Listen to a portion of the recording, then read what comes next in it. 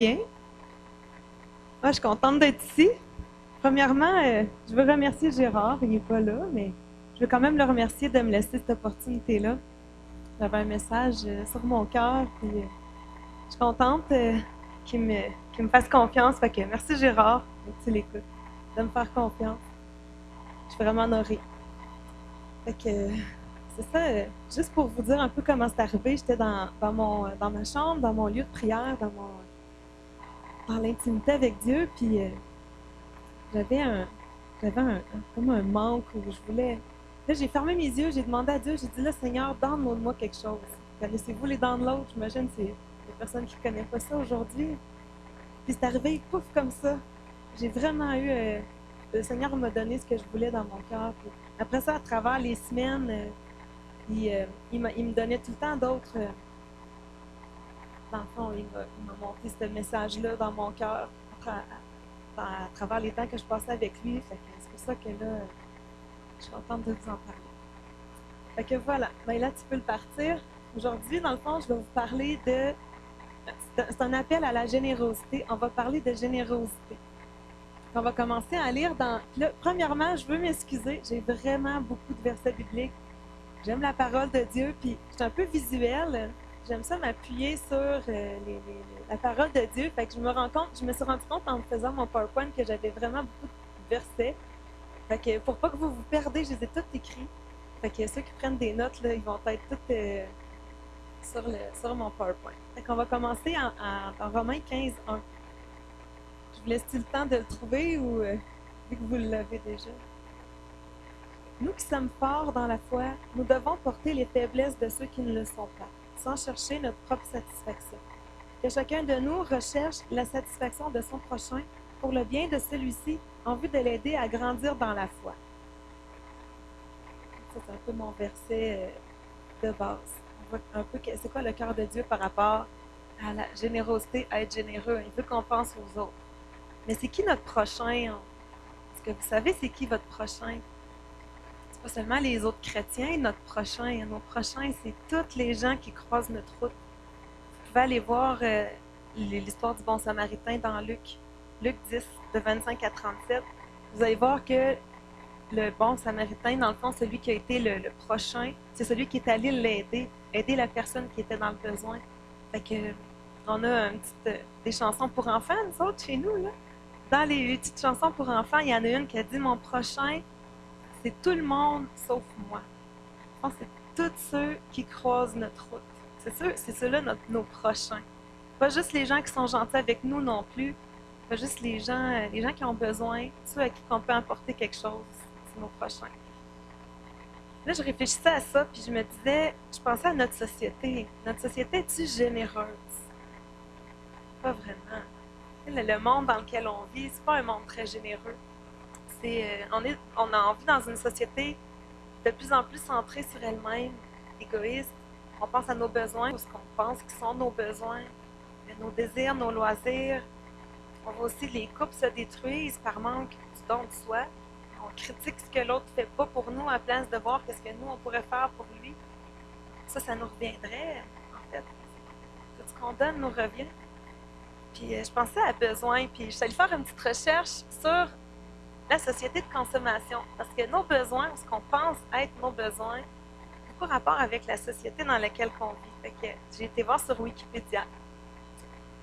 Fait que la société de consommation, répandue surtout dans la seconde moitié du 20e siècle, le concept de société de consommation renvoie à l'idée d'un ordre économique et social fondé sur la création et la stimulation systématique d'un désir de profiter de biens de consommation et de services dans des proportions toujours plus importantes. Fait autrement dit, ils font exprès de stimuler des besoins qu'ils ont eux-mêmes créés, de plus en plus. Des besoins qu'on n'avait pas avant. Fait que le marketing et la publicité sont des techniques utilisées par les cadres d'entreprise pour pousser leur clientèle à acheter au-delà de leurs besoins. Tandis que les biens sont conçus pour avoir une courte durée de vie, de sorte à renouveler régulièrement la production, comme par exemple la mise en place d'obsolescence programmée pour les biens électroménagers. C'est pas moi qui l'ai inventé. L'obsolescence programmée, c'est un vrai terme, c'est quelque chose qui existe pour de vrai. C'est ça qui fait que votre laveuse va briser tout seul, comme votre imprimante n'imprimera plus. C'est fait exprès, les compagnies font exprès, ils mettent une date d'expiration à vos biens pour que vous n'ayez pas le choix d'en racheter d'autres. Fait que ça, c'est notre société. Toutes les mesures étant prises pour que le désir de consommer l'emporte sur toute considération éthique. C'est quoi l'éthique? Savez-vous c'est quoi l'éthique? Je suis allée voir, j'ai fait d'autres recherches.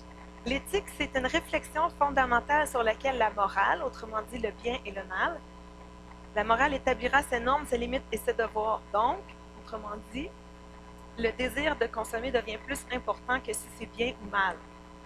C'est ça qui est écrit. Le concept de société de consommation est ordinairement associé à une conception du monde étroitement matérialiste, individualiste, marchande, privilégiant les intérêts sur le court terme, les plaisirs éphémères au détriment de l'écologie, des relations sociales et économiques. Y en a-t-il qui reconnaissent notre société? Parce que moi, je la reconnaissais. Puis là, aujourd'hui, c'est ça, tout nous incite à posséder plus, meilleur, à grandir, améliorer. On trouve même ça normal. On a juste à penser à nos cellulaires. Les jeunes, combien de fois par année vous renouvelez vos cellulaires? Mon frère m'a dit qu'il y a du monde qui renouvelle leur cellulaire à tous les 6 mois. C'est vraiment parce qu'ils en ont besoin. Le cellulaire, il est vraiment plus bon après 6 mois? Ils trouvent même ça normal parce que dans le fond, ça ne coûte rien. Ils nous upgradent nos cellulaires gratuitement, sous condition qu'on continue à payer à tous les mois. Il y a aussi une autre chose qui m'a fait penser à ça. On s'est fait appeler par notre concessionnaire pour notre vanette. C'était une Toyota. Puis là, il y avait un événement chez Toyota. Là, ils nous ont dit, venez, on a de bons prix. Fait qu'on est allé voir qu'est-ce qu'il allait nous offrir. Le monsieur nous dit en rentrant, qu'est-ce qui vous ferait qu'aujourd'hui tu changerais d'auto? Fait que là, moi, on se regarde. Ben, j'avoue que s'il y avait les petites caméras, là, premièrement, si on ne paye pas plus cher par mois, si tu nous donnes un bon prix, puis que les caméras pour les enfants, les films, ben peut-être qu'on changerait. Finalement, il n'y en avait pas de bon prix. On est reparti, on a gardé notre vanette. Mais après ça, je me suis mis à réfléchir, puis est-ce qu'on en a vraiment besoin de ces petites caméras-là pour les enfants? On était prêts à se réengager pour un autre 5 ans de paiement complet, juste pour avoir des petites caméras. C'est ridicule. En tout cas, je pensais à ça, puis je me disais, c'est vraiment n'importe quoi. Mais c'est ça la société dans laquelle on vit. Les publicités, la télévision, la radio, tout est fait pour vous donner envie de posséder plus de choses. Mais maintenant, on va aller voir qu'est-ce que Dieu, lui, il dit de ça. Qu'est-ce que Dieu il pense de tout ça qu'on a vu. On voit que Dieu veut qu'on soit différent du monde. Il veut qu'on donne, même sans l'espoir de retour. Il dit que donner nous rendra heureux, que c'est aussi en donnant qu'on entre dans le royaume de Dieu. Il dit que parce que tout ça, parce que rien ne nous appartient vraiment, et qu'il promet de s'occuper de nos besoins. Je ne vous laisse pas ça juste ça comme ça, c'est promis, j'ai des beaux versets bibliques pour chacun. Fait qu'on voit que Dieu veut qu'on soit différent du monde. Allez voir dans Romains 12, 2. Ne vous laissez pas modeler par le monde actuel, mais laissez-vous transformer par le renouvellement de votre pensée pour pouvoir discerner la volonté de Dieu, ce qui est bon, ce qui lui plaît, ce qui est parfait. Ça, c'est la volonté de Dieu. Il ne veut pas qu'on soit pareil comme tout le monde autour de nous. Il veut qu'on soit différent. Il veut qu'on donne sans l'espoir de retour. J'ai mis juste un petit résumé ici, mais dans le fond, c'est dans Deutéronome 15, de 7 à 10. Je vais vous le lire au complet.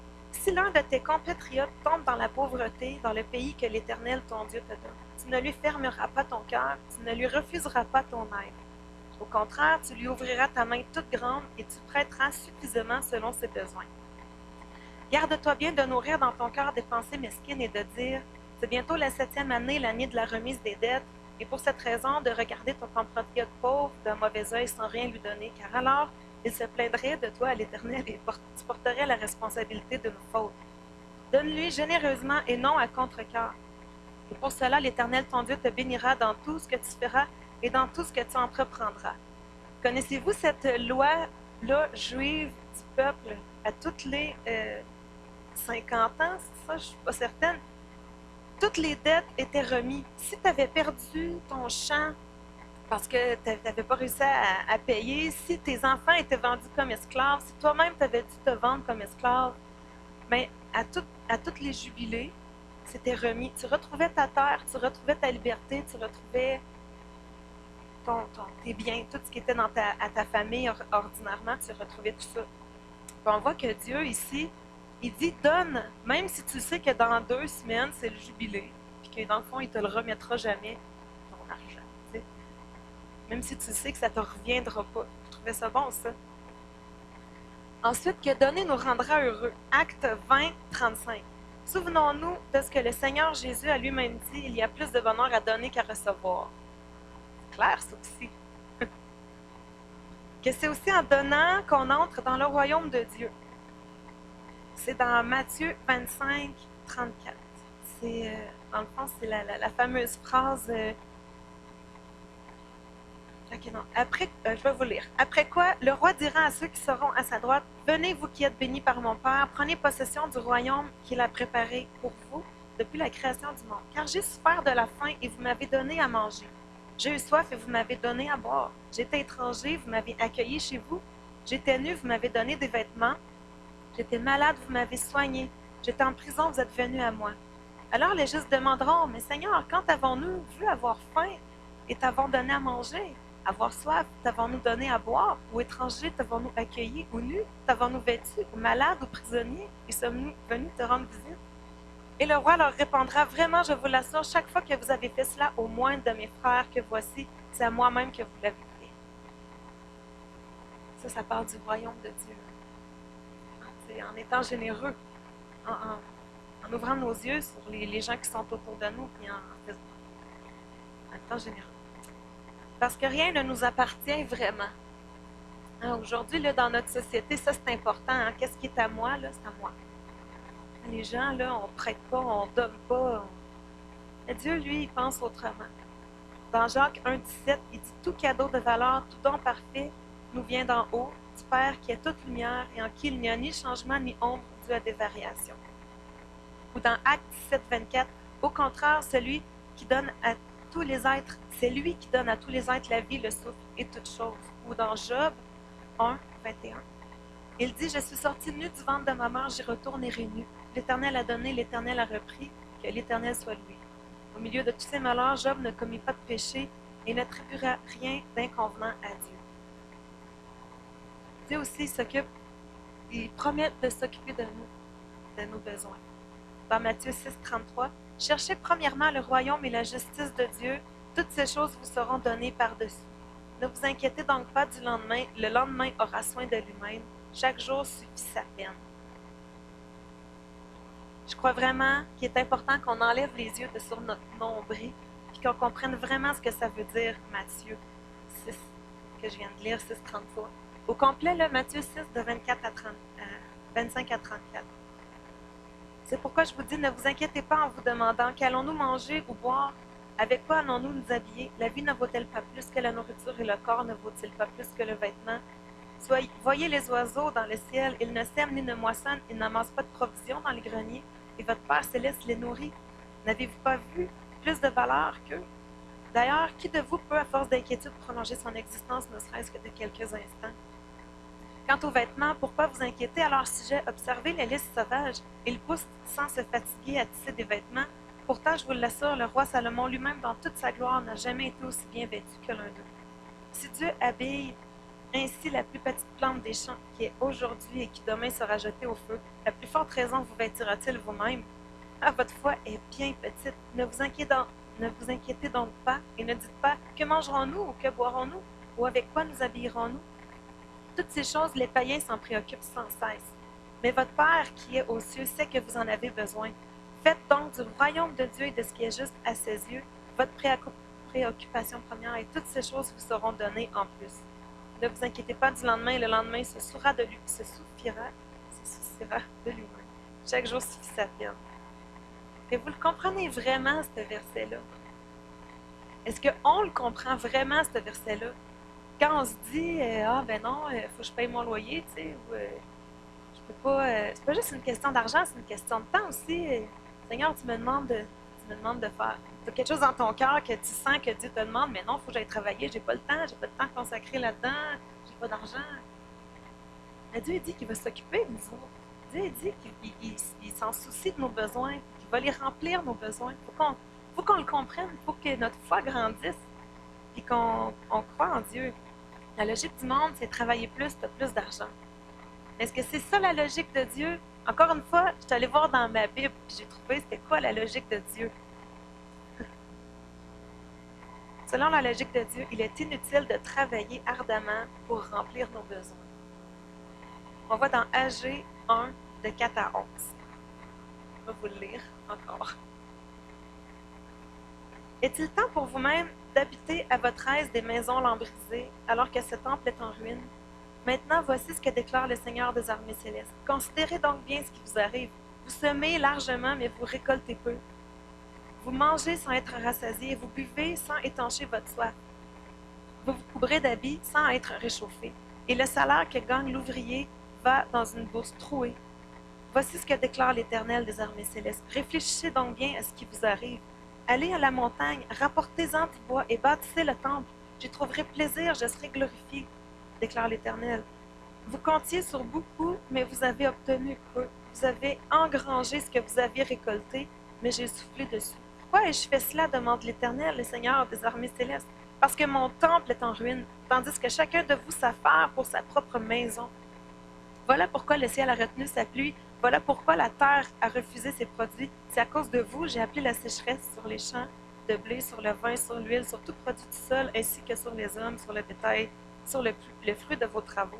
Ça vous arrive-t-il des fois d'avoir l'impression de toujours en faire plus, mais dans le fond, d'avoir jamais plus d'argent à la fin du mois? D'avoir l'impression d'avoir jamais assez de temps, d'avoir toujours en manquer. Mais moi, je pense qu'il y a un principe qu'on doit retenir là. C'est important, il faut qu'on donne si on veut que ça nous revienne. C'est ça la logique de Dieu. C'est comme ça que Dieu a prévu ça. Puis dans ce verset-là, je trouvais ça beau de voir qu'il disait, vous avez semé beaucoup, mais vous n'avez pas récolté beaucoup. Vous avez bu, mais vous avez encore soif. Pourquoi qu'on a encore soif? Parce que dans le fond, Dieu veut qu'on soit généreux, il veut qu'on répande ce que lui nous donne. C'est important.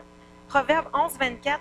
Tel donne libéralement et ses richesses s'accroissent. Tel autre épargne à l'excès et se trouve dans la pauvreté.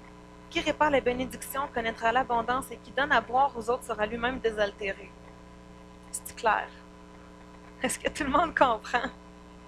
Moi, je trouvais ça bon, en tout cas, je trouvais ça très clair. C'est ça la logique de Dieu. Elle fonctionne différemment du monde. On l'a vu tantôt, Dieu veut qu'on soit différent du monde. Selon la logique de Dieu, 1 Corinthiens 1, 25. Car la folie de Dieu est plus sage que la sagesse des hommes, et la faiblesse de Dieu est plus forte que la force des hommes. Je crois fermement que plus qu'on consacrera notre temps à s'occuper du royaume de Dieu, dans le domaine qui nous a été confié, dans notre appel, moins on aura besoin de passer du temps à subvenir à nos besoins. Bon, un exemple, on fait des rénovations, nos réservations, on ne fera pas d'erreurs stupides, là, devoir recommencer plein d'affaires ou faire le budget, ben, il va balancer. C'est bizarre. C'est juste, ça va bien aller faire le budget. Faire l'épicerie, ça va aller plus vite. On aura des éclairs de génie pour faire avancer notre entreprise sans avoir besoin de faire des heures de brainwashing. Moi, je le crois fermement. Et puis c'est ça, le royaume, plus qu'on va s'occuper du royaume de Dieu, en premier dans notre vie, Dieu va s'occuper de tous ces besoins-là qu'il sait qu'on a. Il sait qu'on a besoin de faire l'épicerie, qu'on a besoin de faire notre budget. Ceux qui ont des entreprises, Dieu, il sait que vous avez besoin d'idées, d'inspiration. Il va s'en occuper, je vous le garantis. On va dans Luc, je pense que je ne l'ai pas écrit cela, Luc 18, 29 à 30.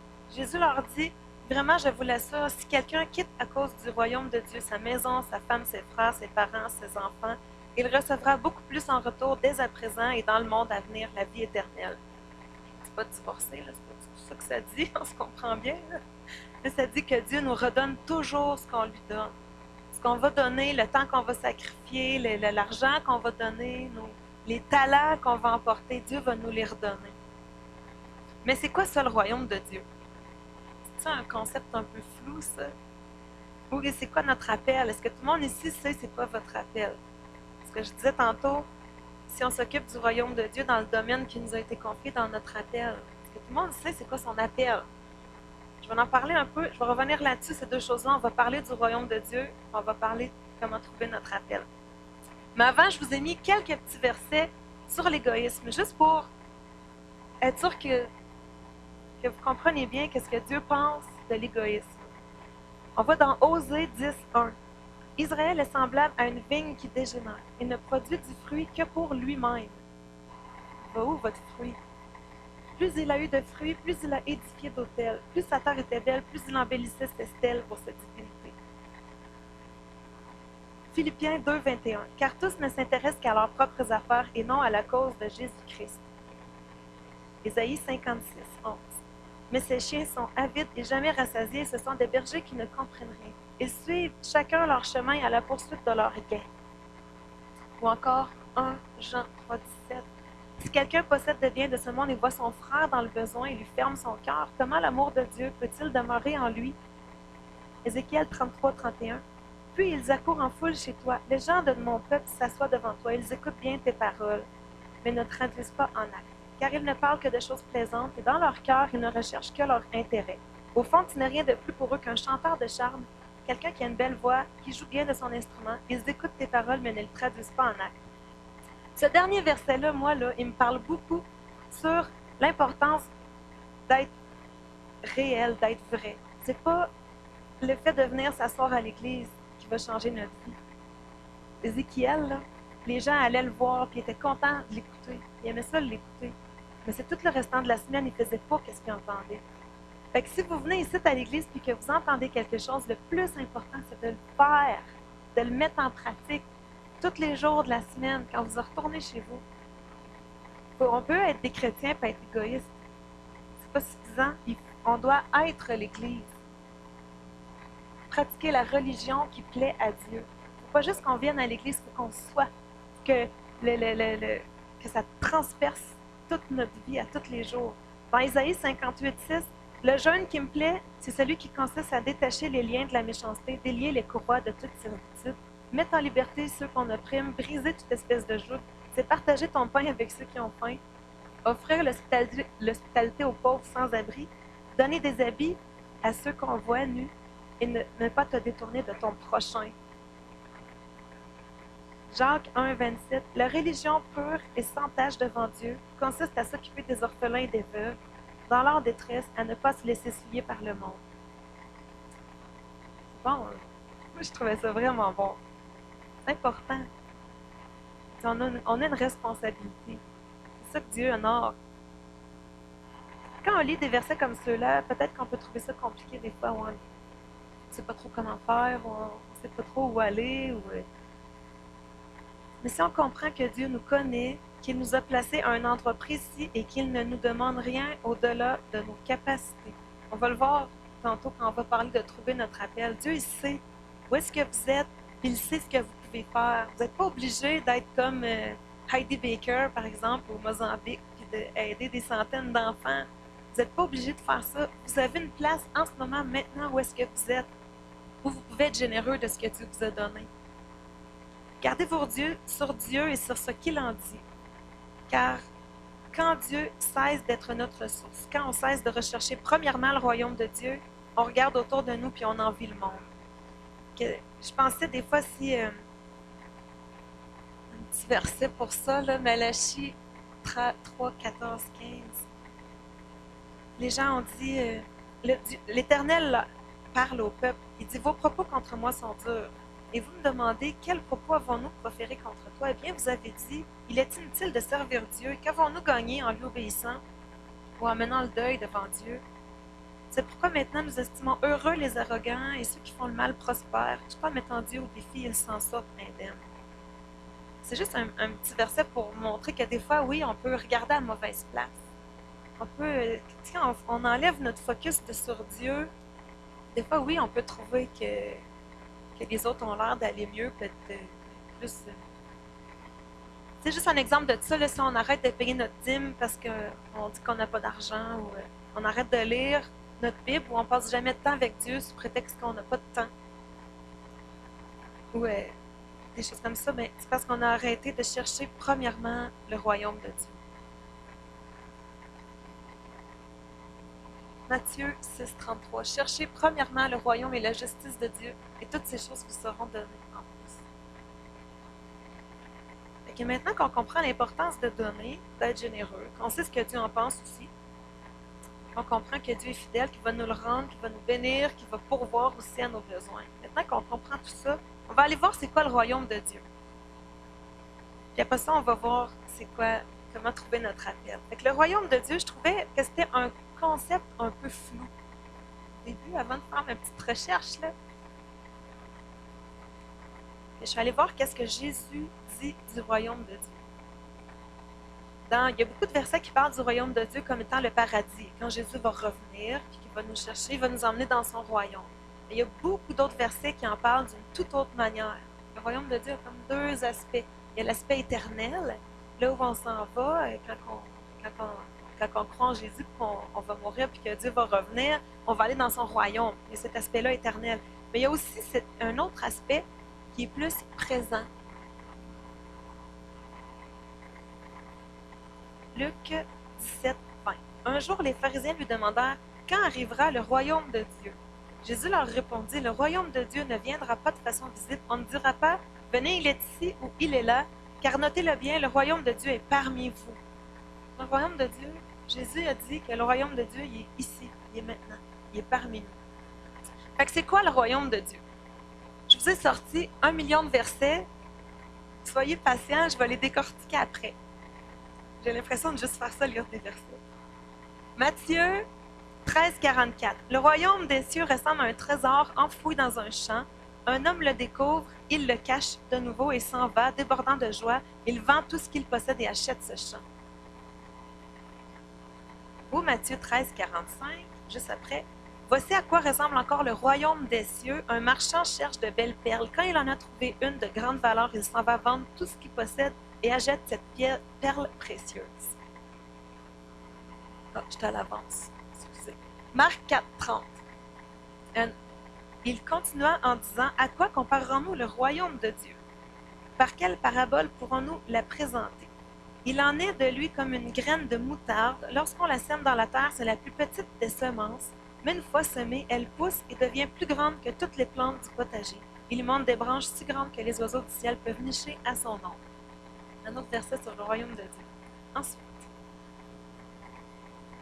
Romains 14, 17. Le royaume de Dieu, ce n'est pas de manger et le boire qui importe, mais une vie juste, la paix et la joie que produisent l'Esprit Saint. Ou encore Galates 5, 19. Tout le monde voit bien ce qui procède de l'homme livré à lui-même, l'immoralité, les pratiques dégradantes, la débauche, l'adoration des idoles, la magie, les haines, les querelles, la jalousie, les excès de colère, les rivalités, les dissensions, la division, l'envie, les l'ivrognerie, les orgies et autres choses de ce genre. Je ne puis que répéter ce que j'ai déjà déclaré à ce sujet. Ceux qui commettent de telles actions n'auront aucune part à l'héritage du royaume de Dieu. Mais le fruit de l'esprit, c'est l'amour, la joie, la paix, la patience, l'amabilité, la bonté, la fidélité, la douceur, la maîtrise de soi. Ensuite, Luc 13, 20, la parabole du levain. Puis il ajouta, à quoi comparerai-je encore le royaume de Dieu? Il ressemble à du levain qu'une femme a pris pour mélanger à 20 kg de farine et à la fin toute la pâte à lever. Il y en a qui voient un peu où je m'en vais. Luc 11, 20. Mais si c'est par la puissance de Dieu que je chasse les démons, alors de toute évidence, le royaume de Dieu est venu jusqu'à vous. C'est tous des versets sur le royaume de Dieu. Acte 14, 22.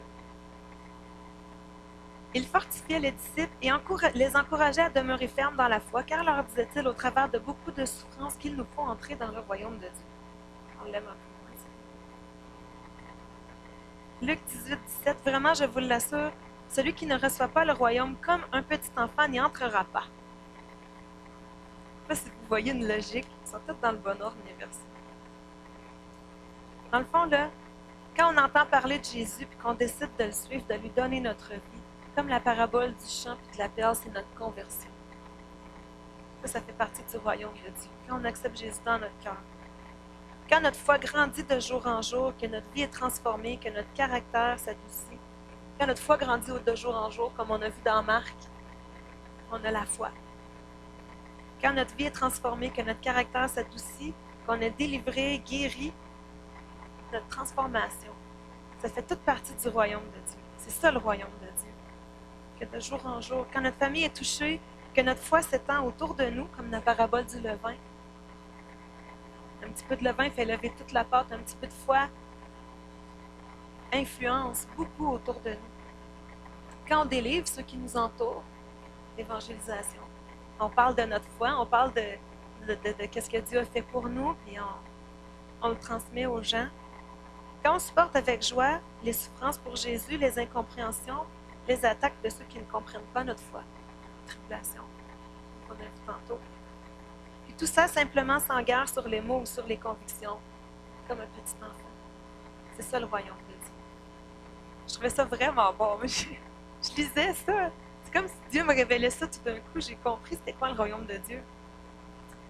Le royaume de Dieu, c'est notre vie. Autrement dit, le royaume de Dieu, c'est notre marche chrétienne. C'est nous, c'est tout autour de nous. On va dans Jean 3. Jésus lui répondit, « Vraiment, je te l'assure, à moins de renaître d'en haut, personne ne peut voir le royaume de Dieu. » Vraiment, je te l'assure, reprit Jésus, à moins de naître d'eau, c'est-à-dire d'esprit, personne ne peut entrer dans le royaume de Dieu. Le royaume de Dieu, c'est notre salut. C'est le salut. C'est bon. Je trouvais ça bon. Le royaume de Dieu, c'est notre relation avec Dieu. C'est aussi le temps qu'on prend avec lui pour qu'il transforme notre vie. Là, je vous encourage, prenez des notes. Allez écouter la prédication que Sonia elle a emmenée. C'était vendredi le 20 octobre. Elle parlait de prendre le temps. C'était vraiment bon. Parce que prendre le temps avec Dieu pour qu'il transforme notre vie, ça fait partie de ça. Ça fait partie du royaume de Dieu. On ne sera pas transformé, transformation, on ne sera pas transformé si on ne prend pas du temps avec Dieu pour qu'il transforme notre vie. Et c'est comme un tout, c'est une belle roue qui tombe. On va dans Matthieu 25, 12. Un autre verset sur le royaume de Dieu. Ce jour-là, il en sera du royaume des cieux comme les 10 jeunes filles. Voulez-vous que je vous le lise au complet, celle-là? C'est la parabole des vierges. Elles prirent leurs lampes et s'en allèrent à la rencontre du marié. 5 d'entre elles étaient insensées, 5 étaient avisées. Les jeunes filles insensées prirent les lampes sans penser à emporter des réserves d'huile. C'est quoi les réserves d'huile, vous pensez? Les réserves d'huile, c'est ça, c'est le temps qu'on prend avec Dieu, l'intimité avec Dieu. C'est ça qui va mettre des réserves dans notre vie chrétienne. Le temps qu'on passe à le connaître, à faire des réserves de son amour, de sa présence, de sa parole. C'est important. On voit, on continue à lire. Mais celles qui étaient avisées prirent avec eux les lampes, les flacons contenant de l'huile. Comme le marié se faisait attendre, elles s'assoupirent toutes et finirent par céder au sommeil. À minuit, un cri retentit. « Voici l'époux, allez à sa rencontre. » Toutes les jeunes filles se levèrent, se préparèrent leurs lampes. Alors les jeunes filles insensées s'adressèrent à celles qui étaient avisées. « Donnez-nous de votre huile, car nos lampes sont en train de s'éteindre. » Mais celles-ci répondirent « Non, il n'y en aurait jamais assez pour nous et pour vous. Courez plutôt vous en acheter chez le marchand. On ne peut pas partager avec les autres notre relation avec Dieu. On ne peut pas. Vous devez, chacun de vous, bâtir votre relation avec Dieu. C'est super important. Faites-vous des réserves. Prenez le temps. Alors, elles partirent en chercher. Pendant ce temps, le mari arriva. Moi, je ne finirai pas, mais c'est ça. Le royaume de Dieu, c'est ce qu'on fait maintenant en attendant le retour de Jésus pour nous préparer aussi. C'est ça, le royaume de Dieu. Rappelez-vous, tantôt, on a lu dans AG 1:8, il y avait écrit « Allez à la montagne, rapportez du bois, bâtissez le temple, j'y trouverai plaisir, j'en serai glorifié. » On a lu ça tantôt. Je ne sais pas si vous vous rappelez. Bâtissez le temple. Qu'est-ce qu'on lit dans 1 Corinthiens 6:9? C'est quoi le temple de Dieu? Nous, on est le temple de Dieu. Ne savez-vous pas que votre corps est le temple du Saint-Esprit qui est en vous, que vous avez reçu de Dieu? Donc, bâtissez votre relation avec Dieu. Bâtissez le royaume de Dieu. Le royaume de Dieu, ce n'est pas passif. C'est ce qu'on fait avec ce que Dieu nous a donné. Encore une fois, ça parle de générosité. Qu'est-ce qu'on fait avec ce que Dieu nous a donné?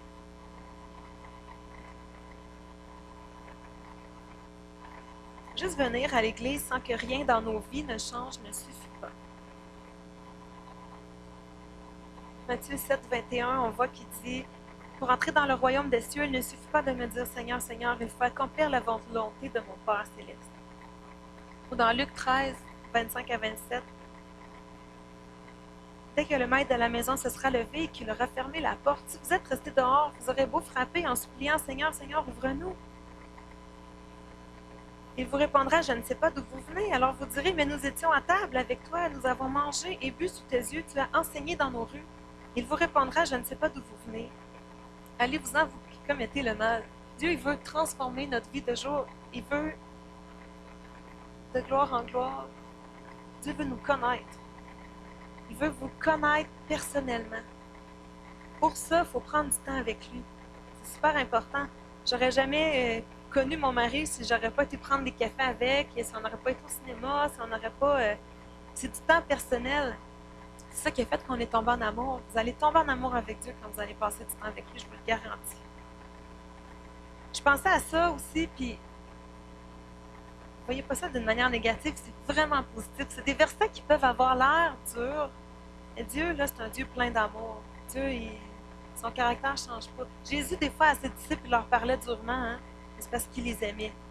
Il voulait que ses disciples changent. Mais nous aussi, moi, je pense vraiment que si on veut, c'est ça pour, je vais lire ma phrase comme ça. Si on ne fait que venir à l'église toute la semaine, mais que toute la semaine, on fait ce qui déplaît à Dieu, comme par exemple, on médit avec nos collègues, mettons. Enfin, on rit du gars dans le bureau, un petit peu stupide, qui ne comprend pas qu'on rit de lui. Ou on rabaisse notre mari, hein, des fois, avec nos amis de filles, qui ont yeux que les autres gars. Si on se laisse notre colère prendre le dessus, on crie sur nos enfants tout le temps. Oui, hein, Dieu, il veut qu'on ait de la maîtrise de soi, même si nos enfants n'écoutent pas. Ou si on évite tout le temps un certain collègue parce qu'on n'a pas envie de l'entendre parler de ses problèmes, parce que dans le fond, on n'a pas envie de lui parler de Jésus. Ça arrive des fois, ça. Oui, ça va être bien trop long, il va se moquer de moi, j'ai pas le goût de répondre à ses questions, j'ai du travail à faire, j'ai pas le temps. Faire attention.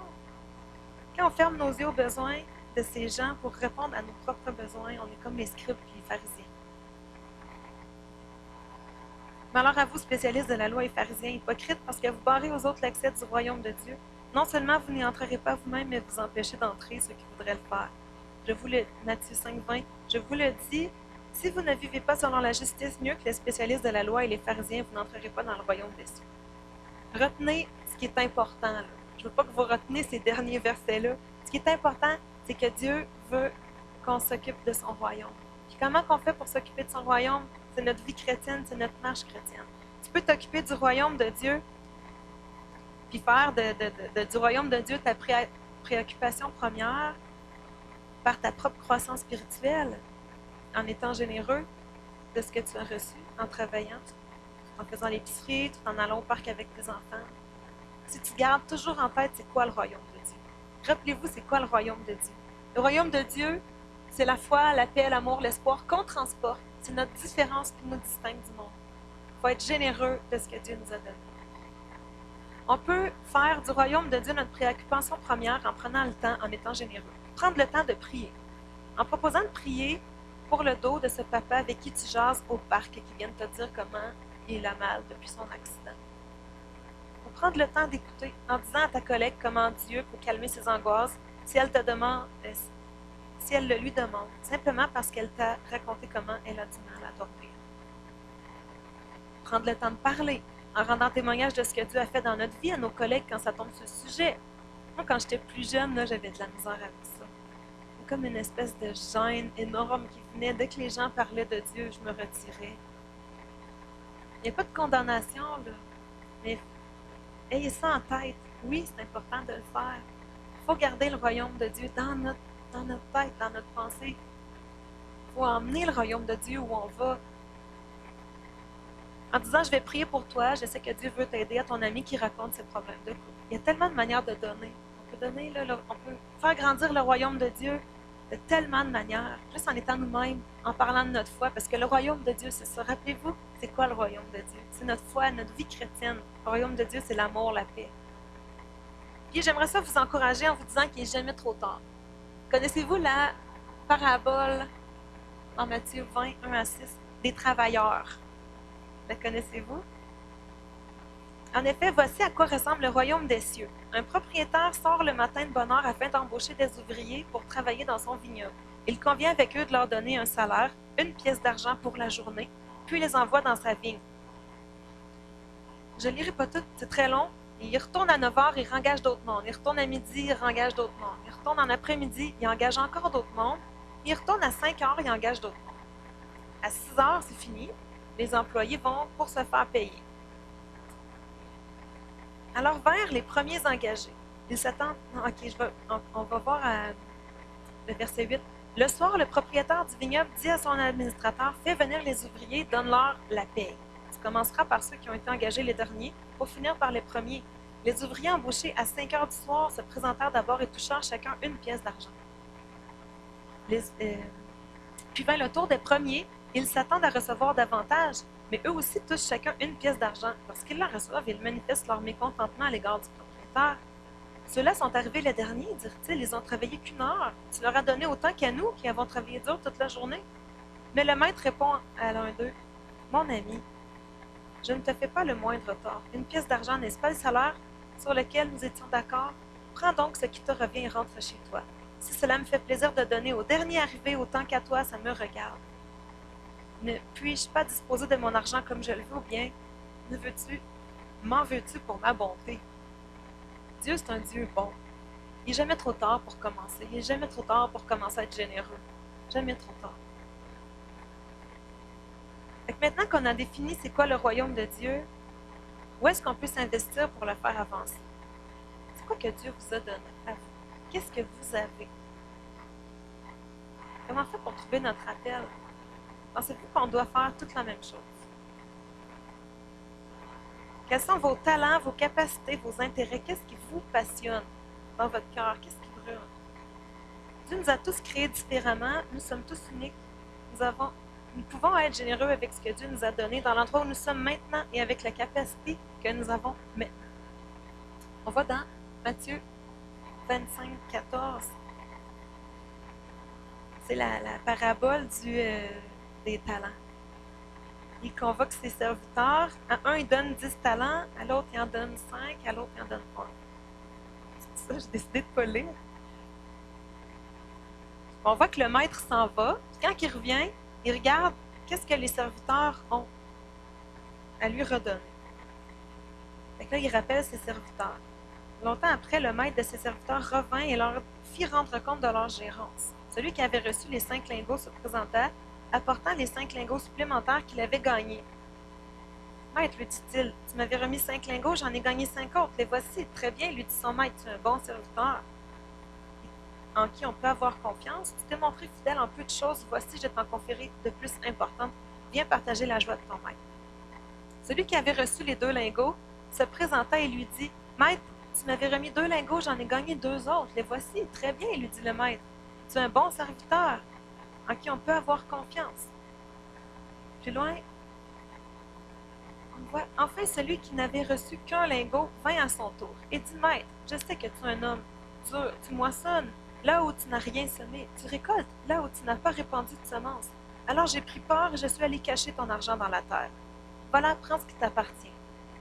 Mais son maître lui répondit, vaut rien, fainéant. Tu savais que je moissonne où je n'ai rien semé et que je récolte là où je n'ai pas répandu de semences. Tu aurais dû placer mon argent chez un banquier et à mon retour, j'aurais récupéré un capital et intérêt. Qu'on lui retire donc ce lingot et qu'on le donne à celui qui en a déjà 10. Qu'est-ce qu'on comprend de ça? Qu'on a tous reçu des choses différentes, premièrement. Dieu nous a tous créés différemment. On n'a pas besoin d'être pareil à tout le monde. On n'a pas besoin de faire toute la même chose.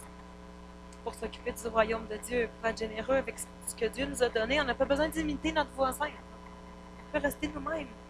Dieu il sait comment on est ici. Il nous a fait lui-même. Puis on voit aussi que c'est important de mettre à profit ce que Dieu nous a donné. De ne pas le cacher dans la terre. Le talent que Dieu vous a donné. Même si vous en a donné juste un. Dieu nous a tous donné des talents différents. Il veut qu'on les mette à profit.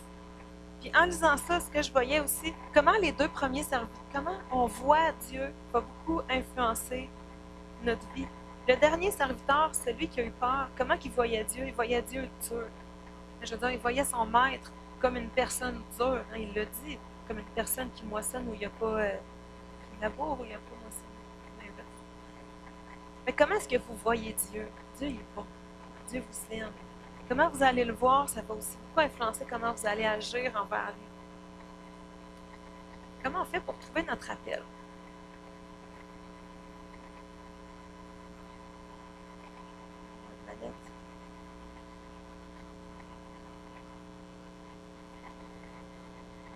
Matthieu 11:30. Car mon joug est doux et mon fardeau léger. Je suis allée regarder, c'est quoi le fardeau? Un fardeau, c'est une charge pesante qu'il faut lever ou transporter. Un fardeau, c'est ce qui est dur à supporter. Qu'est-ce que Dieu dit à propos de son fardeau à lui? Que ça va être léger. Fait que pour trouver votre appel, regardez à ce qui remplit votre cœur de compassion. Qu'est-ce qui te rend triste? Qu'est-ce qui touche ton cœur quand tu passes du temps avec Dieu? Qu'est-ce qui t'allume un feu à l'intérieur quand tu y penses? Qu'est-ce qui est dur à supporter pour toi? Parce que c'est ça un fardeau, c'est dur à supporter. Est-ce que c'est les hommes qui se perdent, les malades, les personnes âgées qui sont seules? Est-ce que c'est les gens en difficulté financière, les pauvres? Les enfants en manque d'une famille? Les jeunes ados incompris? Si Dieu a mis un fardeau sur ton cœur, n'aie pas peur de foncer, car son joug est doux et son fardeau léger. Un bon truc pour trouver votre appel, qu'est-ce que Dieu vous demande de faire, c'est ça. Qu'est-ce qui brûle à l'intérieur? Quand on est dans la volonté de Dieu, faire ce qu'on a à faire ne sera pas trop difficile, ce sera un fardeau doux et léger. Ça peut être difficile dans le sens qu'on va avoir du temps à sacrifier, de l'énergie à donner. C'est sûr, on va en avoir des efforts à faire, mais ça ne pèsera pas sur nos épaules pour nous écraser. Son fardeau n'est pas ni lourd ni écrasant, son fardeau est léger. Rappelez-vous que Dieu vous rendra infiniment plus que ce que vous pouvez donner. Donc, allez-y avec les talents que Dieu vous a donnés. Un exemple, pour moi, aller évangéliser dans un parc, là, aborder des inconnus pour leur parler de Jésus, épouvantable, ça me pèse sur les épaules, là, j'ai le goût de rentrer en dessous du tapis. Mais, gardez vos enfants pendant que vous y allez. Ça, par exemple, pour moi, c'est facile. C'est juste un exemple, tu sais. Puis je crois que je participerai autant à l'avancement du royaume de Dieu si je garde vos enfants pendant que vous allez évangéliser, autant que vous. Parce qu'on on est un tout, on est un corps. Fait que, puis oui, ça me sort de ma routine de garder des enfants. J'ai plus de jouets à ramasser, plus de ménage à faire, des jouets des fois qui sont cassés. Tu sais. Mais c'est ça, je le ferai avec plaisir. Je le sais, je me connais. Fait que réfléchissez, rentrez en vous-même. Qu'est-ce que vous pouvez faire? Quel fardeau est léger pour toi? Qu'est-ce que tu peux faire qui est dans tes capacités? Une autre chose que je trouvais vraiment intéressante, je suis allée voir la définition d'un joug. Un joug, c'est une pièce de bois servant à atteler une paire d'animaux de trait. Ça m'a fait bien rire parce que avec qui Dieu t'appelle à travailler? T'es pas obligé que ce soit difficile, là. Ça peut être le fun. Tu peux avoir bien du plaisir parce que son joug est doux. Tu sais, la personne avec qui Dieu t'appelle à travailler, tu peux avoir bien du fun avec. Je trouvais ça drôle. Trouve-toi un partenaire avec qui tu aimes être, quelqu'un avec qui tu t'entends bien, qui détend ton atmosphère. C'est correct d'avoir du fun à travailler pour Dieu, à faire fructifier nos dons avec le corps de Christ. Un exemple, si je passe une après-midi avec une amie à rire et à tricoter des foulards et des mitaines pour que quelqu'un d'autre les distribue aux sans-abri, ben, je crois que j'ai pris autant part à l'avancement du royaume de Dieu que cette personne-là qui est allée les donner. Fait que pourquoi je vous parle de tout ça? En fait, oui, j'ai une raison d'être ici et de vous parler de générosité. Je prêche pour ma paroisse. J'ai un projet. C'est ça que je vous disais au début, que je demandais à Dieu un download dans mon cœur. Ben, c'est un projet que Dieu m'a donné pour aider notre communauté. J'ai un projet que je veux mettre en branle avec les femmes, parce que je suis responsable du ministère de la femme. Les hommes, vous pouvez continuer à écouter. C'est sûr que vous avez une place quand même là-dedans. Fait que mon projet, c'est un projet où chacune d'entre nous pourra mettre à l'œuvre ses talents dans le but de lever des fonds pour supporter des projets humanitaires ou communautaires. Fait que je vais avoir besoin de couturières, de tricoteuses, de cuisinières, de bricoleuses, de vendeuses. Vous allez toutes trouver votre place, j'en suis certaine. Ensemble, on va fabriquer des petits sacs ou des étuis à partir de retailles de tissu. Je dois avoir 8 bacs remplis de vieux linge avec un tout petit trou ou une petite tache chez nous, là. On peut facilement récupérer ça pour fabriquer. Fait que mes couturières, vous allez pouvoir m'aider.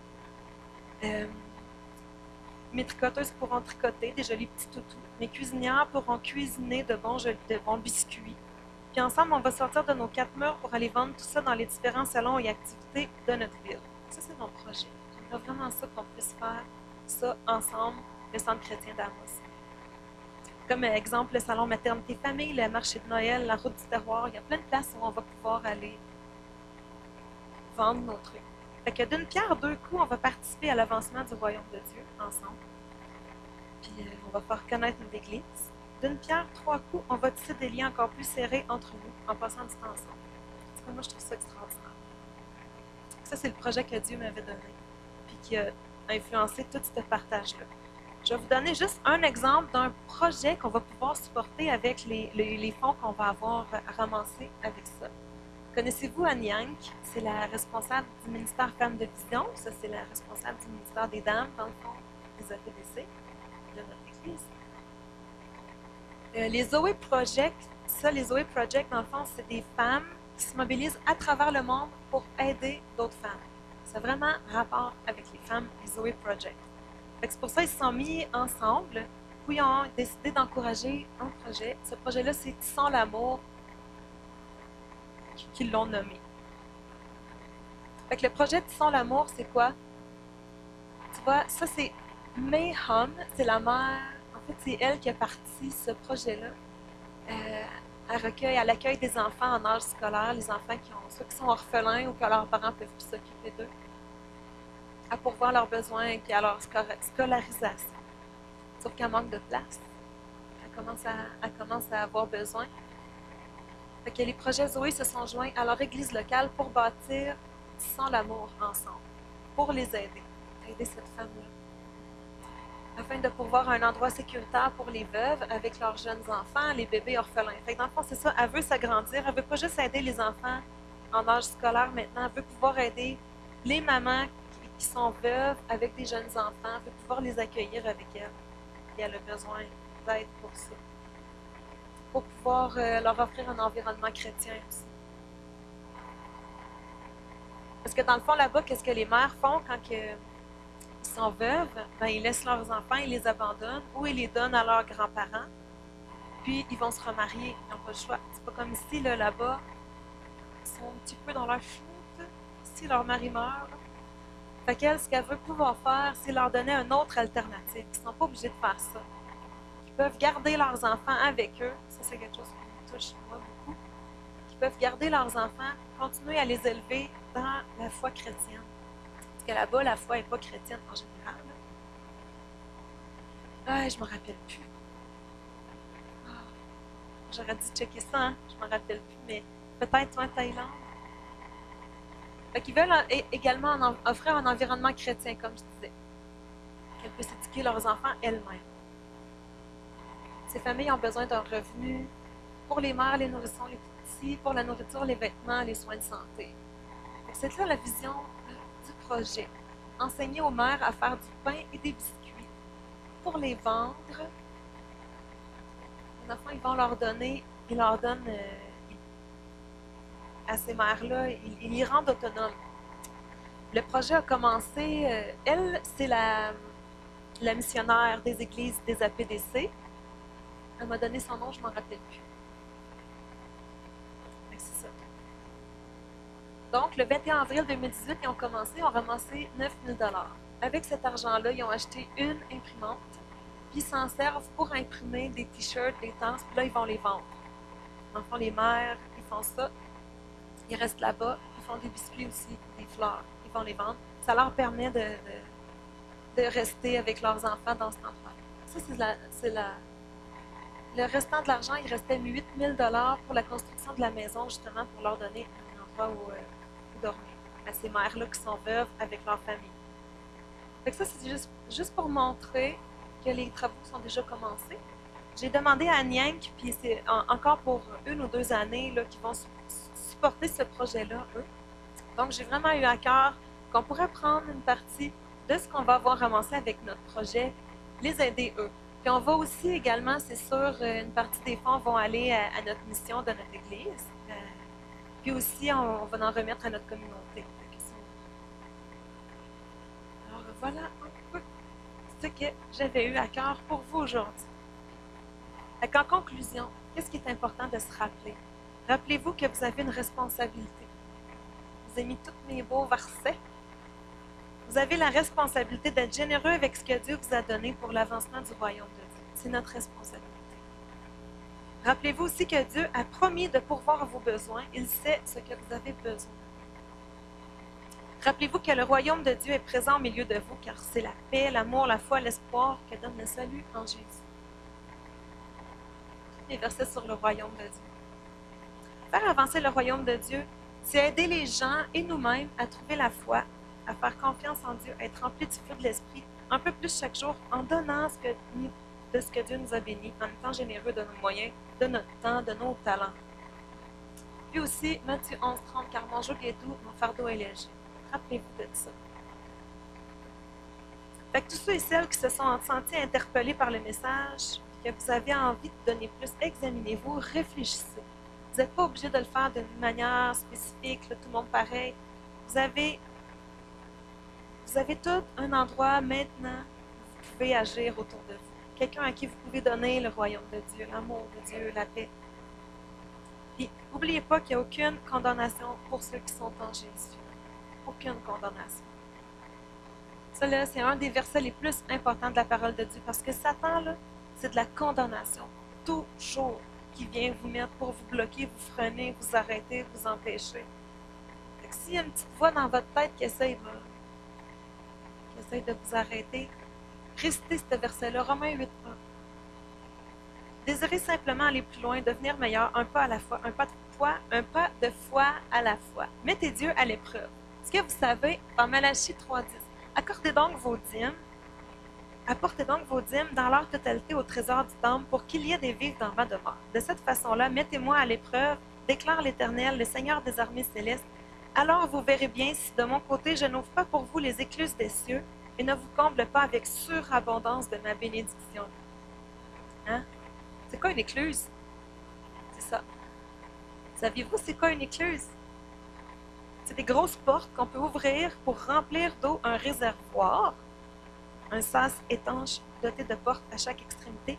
Ça permet aux embarcations de monter ou de descendre pour atteindre un autre niveau d'eau, grâce à des vannes qui laissent l'eau entrer et sortir du sas. Laissez Dieu vous emmener vers un autre niveau. Dieu veut vous emmener vers un autre niveau. Il veut vous bénir. Non, ça, ce que je vous ai dit là aujourd'hui, là, c'est quelque chose que moi et Seb, on a mis en pratique depuis toute notre vie, depuis le début de notre mariage. C'est pas quelque chose que je viens d'apprendre, là. La générosité, depuis le début de notre mariage, quand Dieu nous mettait quelque chose à cœur, on le faisait, sans réfléchir. Puis pourtant, on en avait des besoins, plus que jamais. Quand on s'est mariés, là, moi j'étais aux études, puis Seb, ça y a pris 4 ans avant de se trouver un travail stable. Il changeait de travail tout le temps, comme 6 fois par année. Fait qu'on n'avait vraiment pas beaucoup d'argent. Puis on a eu souvent besoin de nos parents pour payer les fins de mois, l'épicerie.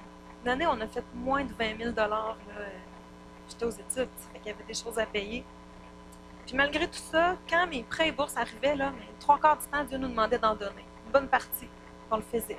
Ça nous faisait plaisir de le faire. Puis on le faisait avec joie. Et à travers les années, on a expérimenté souvent des fins de mois qui balancent alors que c'est pas logique. Vraiment souvent. Une fois, j'ai vidé mon garde-manger et j'ai fait une grosse goulache. Savez-vous, c'est quoi une goulache?